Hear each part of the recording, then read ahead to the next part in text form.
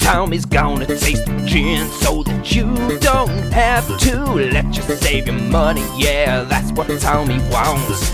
Minimal dilution, cause we wanna taste the gins. But if the gins are bad, then we will throw them in the bin. Now let's hand it over to Tommy, who is gonna taste. He's gonna get all rowdy and shout up the place.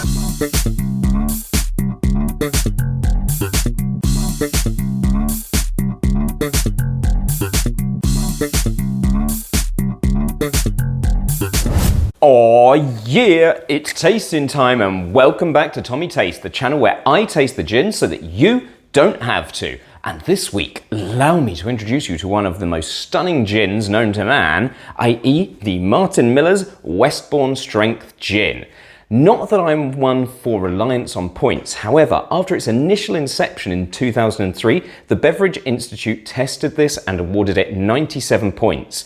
Upon retesting in 2021, it was awarded the same 97 points. They got it bang right, and no gin to this day has beaten this. Martin Millers have a wonderful philosophy of not adding gimmicky flavours or any kind of nonsense or colouring to their gin in order to make, just as they see it, a no-nonsense gin. Back to basic style. Created for the fact that they saw the gins in 1999 when they were creating the original Martin Millers as not tasting ginny enough. Their words, not mine.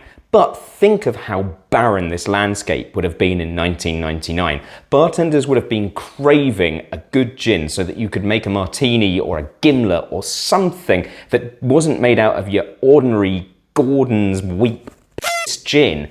This is exactly what they needed, a 45.2% incarnation of their normal gin, but with everything just turned up to 11. They take a different mix of the distillates and a slightly different botanical balance, although I don't really know what that is because they play their cards very close to their chest, but I'm willing to bet that it's no more than 10 botanicals. In 2008, when I first turned a ripe age of drinking, the first thing I did was go to Sainsbury's and buy myself a bottle of Bombay Sapphire for no reason other than I adored the bottle and the bottle alone, showing that the Don Drapers of this world are really worth their obscene salaries. I didn't like the name Tanqueray for some reason. Gordon's was just too ordinary, and Beefeater, well, I wasn't that guy. But I wish someone had have introduced me to Martin Miller's, the original as well as the Westbourne Strength, because at that point in time this channel would have hit 15 years earlier and I could have been rolling in YouTube money by now. How about the internet? The internet makes lots of money, so give us some of that money. Yeah, give us internet money. However, it isn't, and I get weak views to say the least. Let's whack this in a glass and taste. Don't give me that fat cat fancy lip wiggling.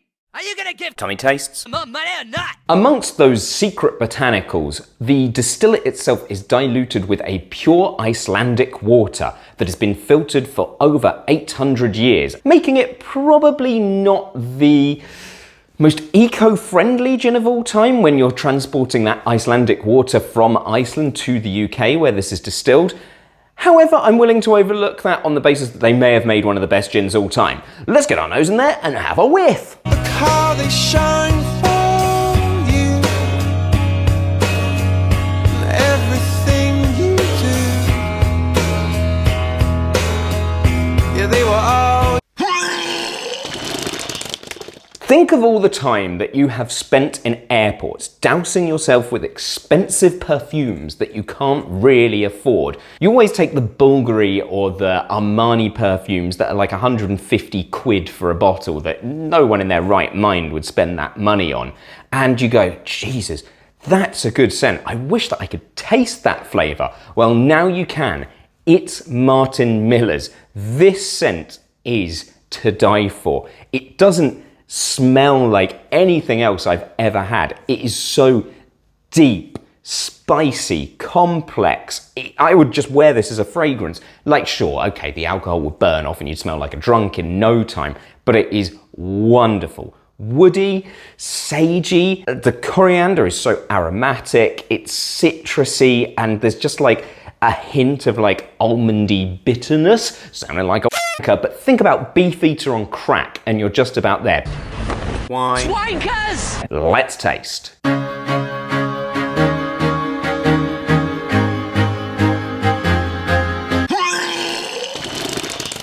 I'm not convinced that gin drinking gets better than this. It is perfection. I have not tried this gin in really quite a long time, and I regret not doing so because I have neglected just how fantastic it is. I've got bogged down with the Tanqueray 10s, the Beefeater Crown Jewels, and more of the Navy Strength gins of this world, forgetting just how good the Westbourne Strength from Martin Miller's is.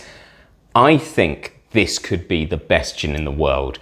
And given that it will only set you back for a 70cl bottle about 35 to 40 pounds, that is a strong claim indeed. Oh shit! Oh shit! All of the notes that were there on the nose follow through on the palate. Finish is so long, it's like sweet and licoricey on the finish, and like up front you get the juniper right away. The grapefruit peel really stands out to give it like the bitterness and like this kind of almost unctuous oily quality that I really, really love about gin. Let's see how this tastes once you get it diluted a little. Little bit of ice in here just to give it a little bit of a chilled down and slightly diluted effect. Chill filtered gin, as we can see there, with that pure Icelandic water.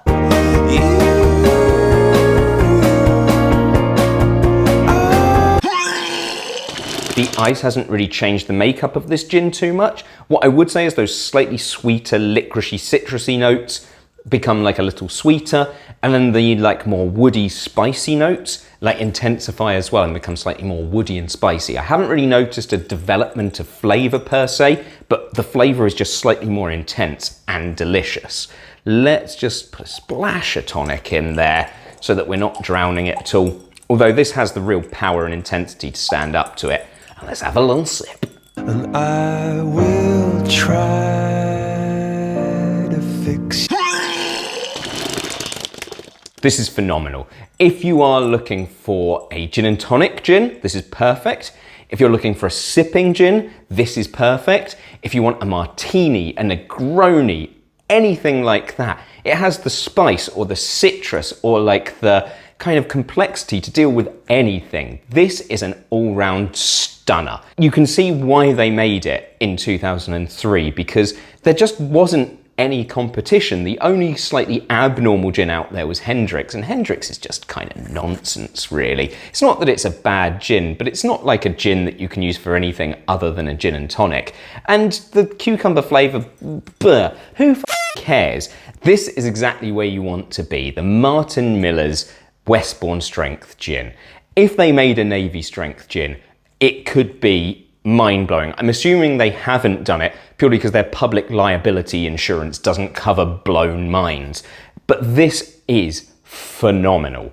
You can probably even pick this up in a supermarket. Get yourself down to a supermarket or an online store somewhere and buy yourself some and be ready to bask in the greatness of one of the greatest scents and greatest flavours known to man. Martin Miller's, with an apostrophe correctly used, you complete me. Thank you very much. Also, the Icelandic water adds quite a lot of purity to the gin. Not going to talk too much about that because I think it's a bit nonsensical. However, it's really, really good, so get yourself some. Hey! Oh, yeah, like and subscribe, girl. Like and subscribe. What? Like and subscribe. Whip it out, like and subscribe.